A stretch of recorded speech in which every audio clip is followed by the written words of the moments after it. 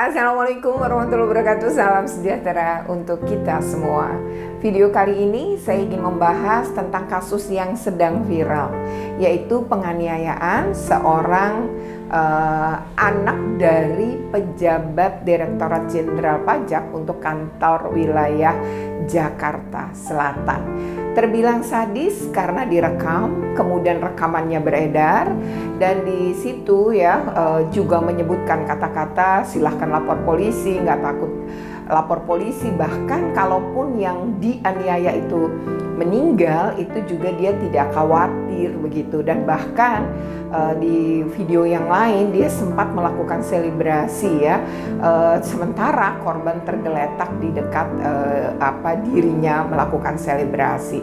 Tentu saja hal ini mengundang kemarahan publik netizen Indonesia pun kemudian mengorek-ngorek kekayaannya karena melihat di media sosial pelaku ternyata dia sering pamer harta kekayaan, mulai dari moge sampai kemudian juga mobil Jeep Rubicon, dan ini membuat dikait-kaitkan dengan jabatan sang ayah, dan ternyata netizen pun memperoleh LKHPN orang tuanya hampir di atas 56, bahkan 56,1 miliar, dan itu mendekati harta kekayaan bahkan Menteri Keuangan Indonesia yang merupakan atasan dari ayah pelaku yang hartanya mencapai 58 miliar dan punya hutang. Sementara si ayah pelaku itu bahkan tercatat tidak memiliki hutang. Nah, ini yang kemudian juga menyeruak ke publik untuk melakukan pajak atas harta kekayaan karena dianggap bahwa banyak pejabat yang kemudian mungkin tidak melaporkan beberapa benda yang merupakan harta kekayaan, dan sekarang bahkan mulai diusut oleh KPK dari asal muasal harta-harta yang dimiliki oleh ayah pelaku. Nah, kita tidak akan membahas tentang apa yang akan dilakukan oleh penyidik KPK terhadap kasus ini, tetapi kita akan lebih membahas kepada bagaimana pemenuhan hak-hak anak karena korban adalah usia anak David masih berusia 17 tahun.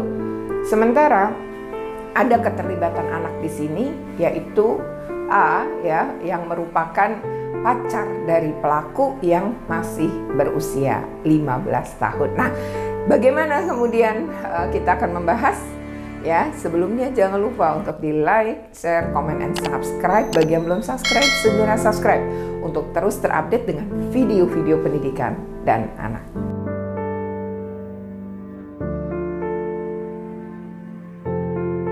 Ada anak di dalam kasus ini, meskipun pelaku adalah bukan anak lagi, karena pelaku dan itu berusia 20 tahun. Kemudian ada satu yang ditetapkan oleh kepolisian, yaitu S, teman Dandi yang ikut pada saat terjadi pemukulan atau penganiayaan terhadap David, itu berusia 19 tahun. Keduanya ini karena bukan lagi usia anak, karena usia anak 0 sampai 18 tahun. Namun korban itu masih berusia anak, yaitu 17 tahun, dan A yang juga terlibat sebagai pacar dari anak pelaku ini ternyata berusia 15 tahun. Kita semua tahu bahwa universitas tempat anak pelaku ini tempat pelaku melakukan belajar itu sudah mendeo atau memutuskan untuk mengeluarkan si pelaku. Nah, penganiayaan ini, namun untuk sekolahnya A itu masih di dalam proses. Nah, saya ingin membahas tentang hak atas pendidikan seorang anak, baik dia sebagai pelaku maupun dia sebagai korban. Di dalam Undang-Undang Sistem Pendidikan Nasional itu jelas bahwa setiap anak memiliki hak untuk memperoleh pembelajaran atau pendidikan. Nah, lalu kalau kita melihat Undang-Undang Perlindungan Anak itu juga sama, karena kalaupun A hingga hari ini meskipun sudah dimintai keterangan oleh kepolisian, A masih berstatus sebagai saksi. Kalaupun A dinaikkan statusnya sebagai pelaku sekalipun, A tetap untuk A menggunakan sistem peradilan pidana anak. ya, atau kita sering menyebutnya dengan Undang-Undang SPPA nomor 11 tahun 2012. Nah, selama proses ini maka A seharusnya tetap memperoleh pembelajaran, tetap memperoleh hak atas pendidikan dari sekolah yang saat ini A tercatat sebagai peserta didik. Itu pun sejalan loh dengan Permendikbud Permendikbud nomor 82 tahun 2015, yaitu tentang pencegahan dan penanggulangan tindak kekerasan di satuan pendidikan, di mana di dalam situ baik anak korban maupun anak pelaku itu berhak ya tetap dipenuhi hak atas pendidikannya.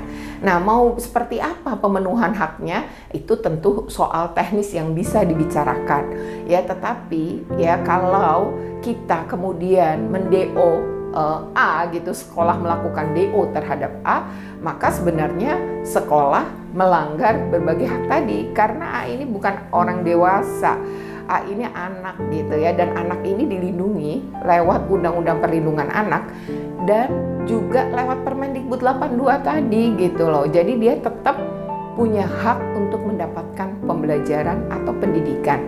Sekolah tidak boleh mengeluarkan ya anak ini gitu ya, meskipun dia nanti sekalipun dia ditetapkan sebagai pelaku nanti gitu ya, harus menunggu keputusan juga dari pengadilan. Dan kalau ini memang menggunakan nanti pengadilan anak atau menggunakan SPPA dan juga dilakukan di pengadilan anak, biasanya sih akan cepat prosesnya, karena memang perintahnya SPPA tadi kalau untuk anak, pengadilan anak itu cepat, dan biasanya pengadilan anak itu hakimnya juga kan hanya satu gitu, tidak majelis hakim. Nah, cuma kita kan belum tahu ya apakah hak ini ditetapkan sebagai tersangka atau tidak, kan belum, hingga hari ini polisi belum menetapkan ya. Hari ini itu adalah tanggal dibuat video ini, yaitu tanggal 26 Februari tahun 2023. Nah, jadi ya dengan demikian sekolah tetap wajib memenuhi hak atas pendidikan dan pengajaran A. Kalaupun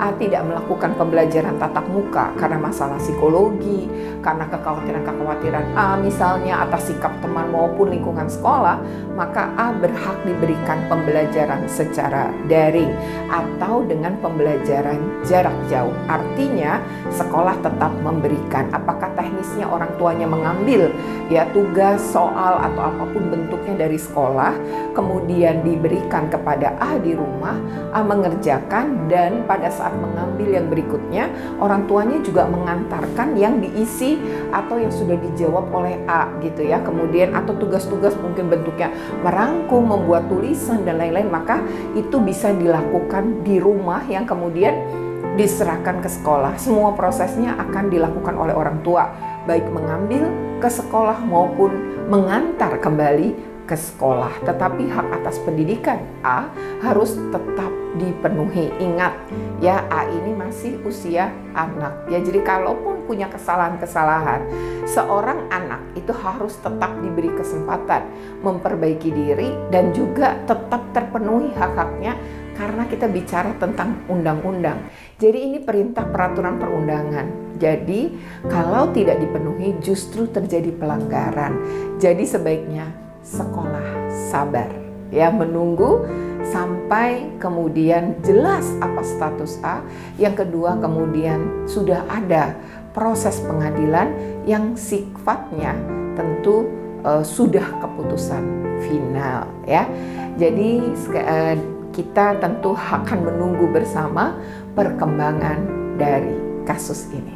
Jadi memang kalau kita bicara tentang anak ini suka netizen mencampur adukan juga ya, menganggap bahwa ya ini salah, iya betul salah, tapi ingat ini seorang anak, kesalahan dia tidak pernah berdiri sendiri, ada faktor pengasuhan di keluarga, ada faktor lingkungan dalam pergaulan dia, dan banyak hal karena dia juga tidak tahu resiko. Sebagai seorang anak ini belum tahu resiko dari apa yang dia perbuat. Tentu saja kasus ini pasti memberikan pembelajaran kepada dia ya, baik kepada A gitu ya maupun kepada mungkin semua yang terlibat ya. Justru pada kesempatan ini saya ingin mengucapkan ya turut prihatin pada kondisi Ananda David yang saat ini masih dalam perawatan di rumah sakit karena luka cukup parah pada bagian kepala. Kita doakan bersama semoga David segera pulih dari sakitnya dan mudah-mudahan bisa beraktivitas kembali. Saya yakin bahwa proses penyembuhan akan memakan waktu yang lama, tapi mari kita doakan semoga ada kemudahan dan mukjizat Tuhan sehingga betul-betul dia bisa sembuh seperti sedia kala. Untuk Ananda A ya yang mungkin punya ya keterlibatan karena berdasarkan kepolisian juga dia adalah awal ya si pelaku melakukan perbuatan ini karena pengaduan dari A, begitu kabar yang beredar, tapi kita belum tahu sampai saat ini A masih berstatus sebagai saksi. Pemeriksaan sudah dilakukan dan sudah sesuai dengan sistem peradilan pidana anak. Ya, kita hormati kepolisian bekerja, mari kita tunggu bersama. Namun hak anak-anak ini baik David sebagai korban maupun A tadi ya yang mungkin sekarang ini masih berstatus sebagai saksi itu tetap harus dipenuhi termasuk hak atas pendidikan. Ya, demikian video ini, semoga bermanfaat bagi ya yang merasa ini bermanfaat. Silahkan untuk di like, share, komen, and subscribe. Bagi yang belum subscribe, segera subscribe untuk terus terupdate dengan video-video pendidikan dan